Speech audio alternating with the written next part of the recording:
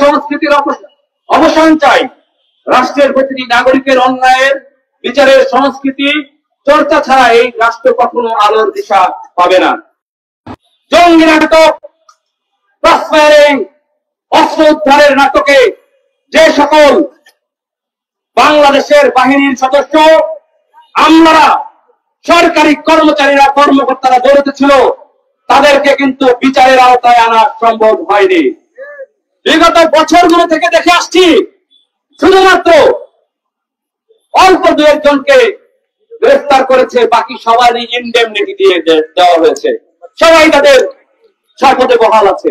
আমি সেই প্রতিবাদে আমরা আজকে সংবাদ সম্মেলন দেখেছি যে দুঃশাসন ও গণহত্যায় জড়িত রাজনীতিবিদদের বিচার হলে আমলাদের বিচার নয় কেন? আমি এই মুহূর্তে সাকিব হুসাইন, জুলাই মঞ্চের কেন্দ্রীয় সংসদের মুখপাত্র, আমি এই মুহূর্তে আমাদের সংবাদ সম্মেলনের যে বিষয়বস্তু এবং প্রেস বিজ্ঞপ্তিটি আনুষ্ঠানিকভাবে পড়ে শোনাচ্ছি। আমাদের সংবাদ সম্মেলনের টাইটেল হচ্ছে দুঃশাসন ও গণহত্যায় জড়িত রাজনীতিবিদদের বিচার হলে আমলাদের বিচার নয় কেন? বাংলাদেশের জনগণ দীর্ঘদিন ধরে একটি প্রশ্নের উত্তর খুঁজছে। সেটি হলো, দুঃশাসনের সহযোগী ও গণহত্যাকারী, ভোট ডাকাতির কুশলক, দুর্নীতিগ্রস্ত, ক্ষমতার অপব্যবহারকারী ও মানবতা বিরোধী, মানবাধিকার লঙ্ঘনকারী আমলাদের বিচার কবে হবে? এই প্রশ্নটির উত্তর বাংলাদেশের মানুষ খুঁজছে। আমরা লক্ষ্য করেছি বিগত সময়ে গুম, খুন, দুর্নীতি, হয়রানি, রাষ্ট্রীয় মদতে সন্ত্রাস ও দুঃশাসন কায়েম এবং ক্ষমতার অপব্যবহার নিয়ে অভিযোগ উঠলেও রাষ্ট্রের সে সকল কর্মচারীদের কোনো বিচারের আওতায় আনা হয়নি। কারো বিরুদ্ধে অভিযোগ প্রমাণিত হলে তাকে সাময়িক অব্যাহতি, বদলি করে দায় মুক্তি দেওয়া হয়। খুব বেশি গুরুতর করা হলে অপরাধ বরখাস্ত করা হয়। কিন্তু বিগত 15 বছর বা তার বেশি সময় ধরে বাংলাদেশে চলা দুঃশাসন, হত্যা ও দুর্নীতির হরিণতে জড়িত ব্যক্তিদের আমরা বিচারের মুখোমুখি হতে দেখেছি খুবই সামান্য।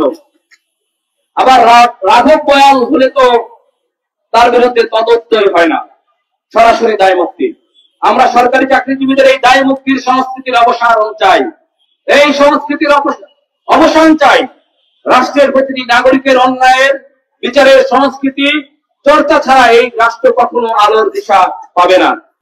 সে এবার সাধারণ নাগরিক হোক আর রাষ্ট্রের কর্মচারী হোক, তাদের সবাইকে বিচারের মুখোমুখি করতে হবে। বিগত সময়ে এই দেশে বারবার ঘটে যাওয়া দুঃশাসন, রাষ্ট্রীয় গণহত্যা, গুম, খুন ও দমন পীড়নের দায়ে শুধু রাজনৈতিক ব্যক্তিদের বিচারের আওতায় এনে রাষ্ট্রকে এই ঘৃণ্য পরিস্থিতি থেকে উত্তরণ সম্ভব নয়। রাজনৈতিক ব্যক্তিদের মানবতা বিরোধী ও রাষ্ট্রের নাগরিক সুরক্ষা পরিপন্থী আদেশ বাস্তবায়নে যেসব আমলারা প্রত্যক্ষ ও পরোক্ষভাবে যুক্ত ছিলেন, তাদেরকেও কঠোর বিচারিক প্রক্রিয়ায় আনতে হবে, যেটি এখনো পর্যন্ত বাংলাদেশে বাস্তবায়ন করা সম্ভব হয়নি।